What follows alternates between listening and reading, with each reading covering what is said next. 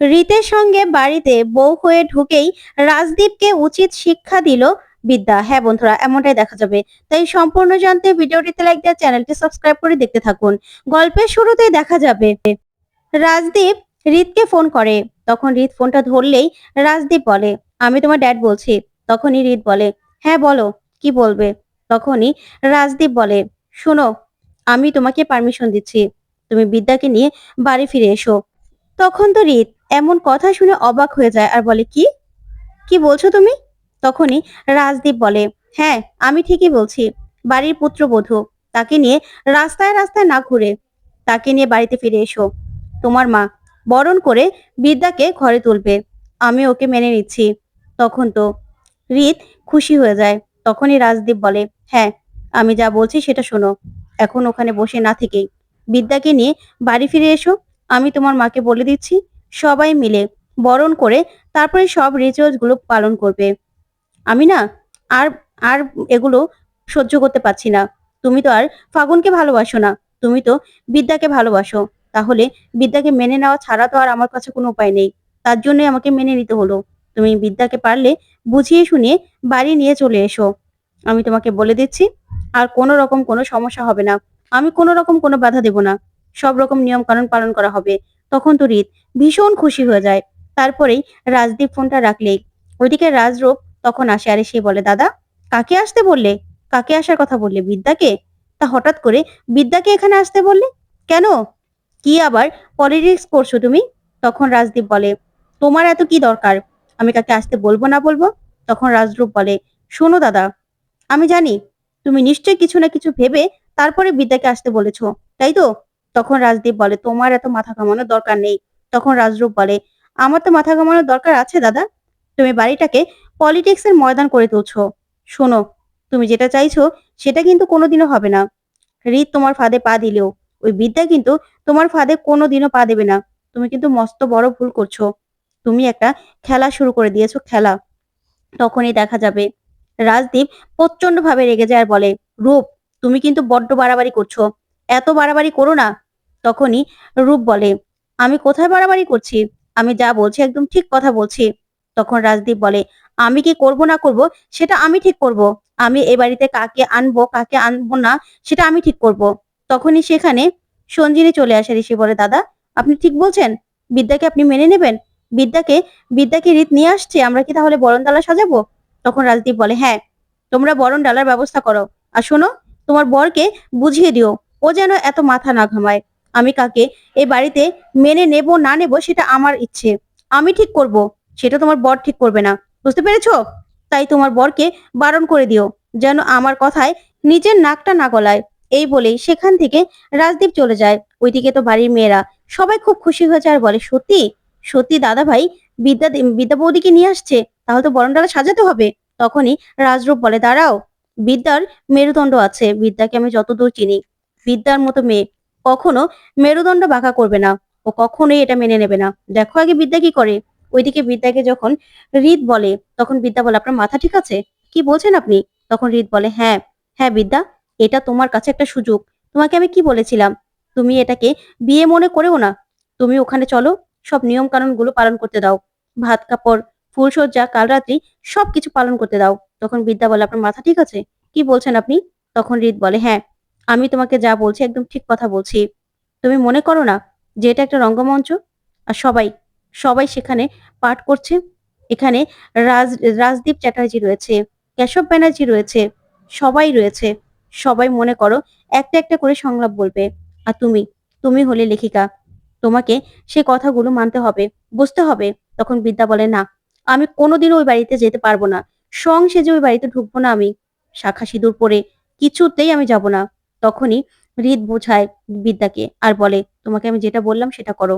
ওই বাড়িতে গেলেই তুমি সব থেকে ভালোভাবে আমার বাবার উপর নজর রাখতে পারবে, তাদের গতিবিধি গতিবিধি সম্পর্কে জানতে পারবে। তুমি পাল্টা চালও দিতে পারবে। তোমাকে এই কলেজ বাঁচাতে হলে আমার কথা মানতে হবে, আমার সঙ্গে যেতে হবে। তোমাকে ধরতে হবে যে এটা একটা নাটক চলছে। তুমি চলো। তখনই বিদ্যার মনে পড়ে যায় রীতের আগে বলা কথাগুলো, যে ওই বাড়িতে গিয়ে সবকিছুর উপর নজর রাখতে হলে যেতে হবে ওই বাড়িতে।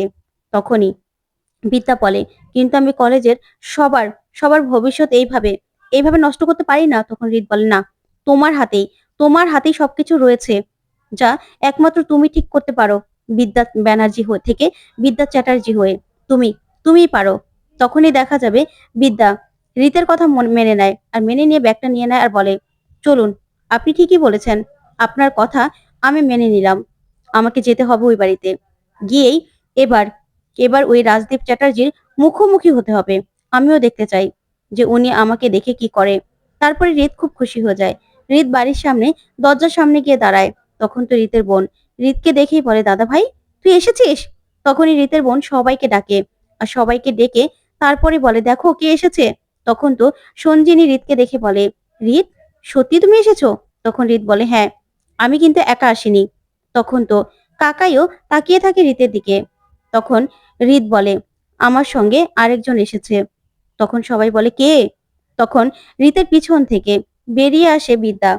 তখন বিদ্যাকে দেখেই খুশি হয়ে যায় রিতের মা। তারপরেই দেখা যাবে অবাক হয়ে তাকিয়ে থাকে রাজদীপ চ্যাটার্জি, প্রচন্ড ভাবে রাগান্বিত ভাবে বিদ্যার দিকে তাকিয়ে থাকে। এদিকে সঞ্জিনীও খুব খুশি হয়ে যায় বিদ্যাকে দেখে। তখন রাজদীপ চ্যাটার্জি বলে, বাড়িতে বউ এসেছে, শোনো, বরণ টরণ করে ওকে ঘরে তোলো। কোনো রকম কোনো নাটক করার দরকার নেই, দরজা দাঁড়িয়ে থাকবে আর কতক্ষণ, ওকে বরণ করে ঘরে তোলো। তখনই তখনই সবাই এই কথাগুলো শুনে অবাক হয়। তারপরে দেখা যাবে সঞ্জিনী বলে, কিন্তু দাদা, নতুন বউ, শাখা পলা কিচ্ছু পরা নেই, এই অবস্থা বরণ করব? তখন রাজদীপ চ্যাটার্জি বলে, হ্যাঁ, যেই অবস্থাতে আছে সেই অবস্থাতেই বরণ করো। তখন বিদ্যা বলে, আপনি ঠিক তো যে আমাকে বরণ করে আপনার বাড়িতে তুলবেন? তখন তো রাজদীপ চ্যাটার্জি প্রচন্ড ভাবে রেগে তাকিয়ে থাকে বিদ্যার দিকে। তখন বিদ্যা বলে, আমি কিন্তু প্রফেসর বিদ্যা ব্যানার্জি, প্রফেসর বিবি, পিসিসিআই কলেজ, বায়োলজি। আপনি আমাকে সত্যি সত্যি আপনার ছেলের বউ হিসেবে বাড়িতে বরণ করে ঘরে তুলবেন তো? ভেবে নিন আবার। তখনই রাজদীপ চ্যাটার্জি বলে, হ্যাঁ, আমি ভেবে নিয়েছি। আমার ছেলে যখন তোমাকে ভালোবাসে, তখন তো আর আমার হাতে কিছু করার নেই, তাই আমি মানতে বাধ্য। আমি মেনে নিচ্ছি, বরণ করো। তখন পৃথা বলে, বরণ করব? তখনই রাজদীপ চ্যাটার্জি বলে, হ্যাঁ, বরণ করে নাও। তখন পৃথা খুশি হয়ে সঞ্জিনীকে বলে, যাও, বরণ ডালাটা নিয়ে এসো। তারপরে সঞ্জিনী বরণ ডালা নিয়ে আসলেই খুশি মনে পৃথা বরণ করে নেয় বিদ্যাকে। তখন বিদ্যা চুপ করে চুপ করে রবটের মতো দাঁড়িয়ে থাকে। ওইদিকে রিত খুব খুশি। তারপরেই বিদ্যাকে বরণ করা হয়ে গেলে রিতকেও বরণ করে নেয় রিতের মা। খুশি মনে মিষ্টি খাইয়ে দেয়, আর খুব খুশি হয়ে রিতের দিকে তাকিয়ে থাকে রিতের মা আর বলে, আয় বাবা, ভিতরে আয়। তারপরে দেখা যাবে দুধে আলটার থালাটা সামনে রাখে বিদ্যার। তখন বিদ্যা সেই থালাতে পা রেখেই তারপরেই এক পা করে এগিয়ে আসে, আর ঋতও বিদ্যার সাথেই এগিয়ে আসে। ওইদিকে বিদ্যা রাজদীপ চ্যাটার্জির সামনে দিয়ে যেতে থাকে, আর রিতের কথাগুলোই ভাবতে থাকে। ওইদিকে কাকুমণি কিছুই বুঝতে পারে না যে বিদ্যা কেনই বাড়িতে এসে ঢুকলো। তারপরে রিতের ঘরে নিয়ে যায় বিদ্যাকে। তখন রিতের মা বলে, এবার তোমার জামা কাপড়গুলো পাল্টাতে হবে তো? তখন সঞ্জিনী বলে, আচ্ছা দিদি, ফাগুনের জন্য যে শাড়িটা রাখা আছে সেই শাড়িটা পরলেই তো হয়, দামি বেনারসি। তখন বিদ্যা বলে ওঠে, না, যেটা যার জন্য রাখা আছে সেটা তার জন্যই বরং থাকুক। তখন সঞ্জিনী বলে, মানে?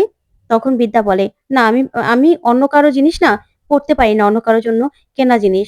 তখনই রিতের বোন বলে ওঠে, তাহলে রাজদীপ চ্যাটার্জি, সেও তো অন্যজনের ছিল। তখন আরেকজন বলে, হ্যাঁ, বিয়ের কোথাও তো তোমার নাম লেখা ছিল না, তারপরেও তো এইবারই বউ হয়ে তুমি চলে আসলে, তাহলে কি করে কি করে অন্য কারো বরকে নিজের বর হিসেবে মেনে নেবে? তখন পৃথা বলে, চুপ কর না তোরা, কেন কথায় কথা বাড়াচ্ছিস? তারপরেই দেখা যাবে পৃথা বলে, আচ্ছা ঠিক আছে, আমি বরং বিদ্যাকে অন্য একটা শাড়ি দিয়ে দেব। তখন সঞ্জিনী বলে, আচ্ছা, শাখা সিঁদুর এগুলো তো সব রাখা আছে, গয়নাগুলোও রাখা আছে, সেগুলো না হয় পরে নিও। আর এই বাড়িতে তোমার শ্বশুর আর তুমি কি যে করবে কে জানে, তোমাদের তো আবার সাপে নেউলে সম্পর্ক। তখন বিদ্যা বলে, সাপে নেউলে সম্পর্ক? এটা কিন্তু আপনি ঠিক বললেন না। সাপটা কি আপনি রাজদীপ চ্যাটার্জিকে বললেন? উনি তো আপনাদের বড় গুরুজন, তাকে আপনারা কিন্তু এই কথাটা বলে একদম ঠিক কাজ করেননি, উচিত হয়নি এই কথাটা বলার। উনি শুনলে কিন্তু প্রচন্ড রেগে যাবে। তারপরে বিদ্যা হাত জোর করে বলে, প্লিজ, আমি হাত জোর করে বলছি, আমি সংসাস্তে এই বাড়িতে আসিনি, আমি শাখা পলা কিছুই পরবো না। এই যে রাজদীপ চ্যাটার্জির টাকায় কেনা বড় দামি দামি শাড়ি, দামি দামি গয়না, এই কোনো কিছুই আমি পড়তে পারবো না। তখন এই কথা শুনে অবাক হয়ে যায় সঞ্জিনী সহ সবাই। তখন সঞ্জিনী বলে, তুমি না বড্ড ঠেস দিয়ে কথা বলতে পারো। এরকম করে কেন কথা বলো? এ বাড়িতে যখন এসেছো তোমাকে তো ঠিকঠাক মতো সংসার করতেই হবে, তাই না? তখন বিদ্যা তখন বিদ্যা কি বলবে কিছুই বুঝতে পারে না। তারপরে বিদ্যা বলে, আসলে আমি এই বাড়িতে এসেছি ঠিক আছে, কিন্তু এই বাড়ির মতো করে আমি থাকতে পারবো না। আমি যেরকম শাড়ি পরে অভ্যস্ত আমি ঠিক ওরকম শাড়ি পরবো। তখনই সঞ্জিনী বিদ্যার উপর রেগে গিয়ে বিদ্যাকে অভদ্র বলার চেষ্টা করে। তখনই পিঠা আটকায় আর বলে, আমি জানি বিদ্যা তুমি কেন এই কথা বললে। আচ্ছা ঠিক আছে, তোমাকে তোমার যে অনেক আত্মসম্মান সেটা আমি জানি।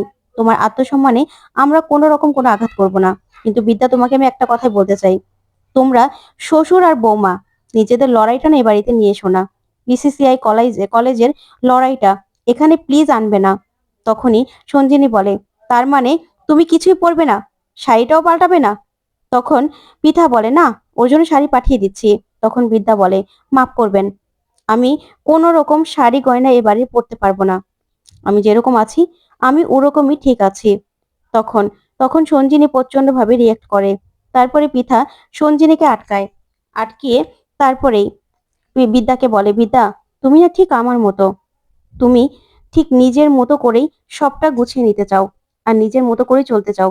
তোমার আত্মসম্মান বোধ অনেক বেশি, আমি জানি। যাক, তোমাকে আমি কিচ্ছু বলবো না, শুধুমাত্র তোমাকে আমি একটা কথাই বলবো, তোমাদের শ্বশুর বৌমার মাঝখানে লড়াইটা কিন্তু এখনো শেষ হয়নি আমি জানি। তাই তোমাদের এই লড়াইয়ের মাঝখানে যেন আমার ছেলেটা কোনোভাবে কষ্ট না পায়। আমার ছেলেটা যদি কোনোভাবে কষ্ট পায় না, তাহলে কিন্তু আমি তোমাকে কোনোদিনও ক্ষমা করব না বিদ্যা, কোনোদিনও ক্ষমা করব না। এই বলে তারা সেখান থেকে চলে যায়। তখনই বিদ্যা রাজরিতকে বলে, আমার এখানে আসা উচিত হয়নি, উচিত হয়নি, আমি বুঝতে পারছি আমি এখানে এসে বড্ড ভুল করে ফেলেছি। তখন রিত বলে, কেন বলছো এই কথা? কেন এসব কথাগুলো বলছো? তোমার আশা কেন ভুল হবে? প্লিজ তুমি মনে করো যে তুমি কেন এসেছো। তখন বিদ্যা বলে, না, চালে ভুল হয়ে গেল। তো বন্ধুরা, কেমন লাগলো আজকের আপডেট? কমেন্ট করে জানাও। ধন্যবাদ।